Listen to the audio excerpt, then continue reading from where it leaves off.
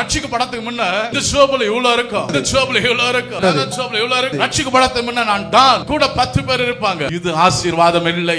இது எங்க கொண்டு போவோம்? நரகத்துக்கு கொண்டு போவோம். ஹalleluya. அடக்கப்பட்ட காரியம் ஒரு மனுஷனோட வாழ்க்கையில இருந்தால் கர்த்தர் அதிலிருந்து ஒரு அற்புதத்தை செய்வார். என்ன அற்புதம் செய்வாரு? ஒரு விசாலத்தை கர்த்தர் உண்டு பண்ணுவார். இன்றைக்கு இந்த ரகசியத்தை நீ நானும் அறிந்து கொள்ள வேண்டும். என் குடும்பத்துல அடைக்கப்பட்ட சூழ்நிலையா, என் குடும்பத்துல இந்த சூழ்நிலையா, எத்தனோ நாட்களாய் என் குடும்பத்துல சில அடைப்புகள். நான் ஆழத்துக்கு வரேன், ஆனாலும் என் குடும்பத்துல என்ன இல்ல?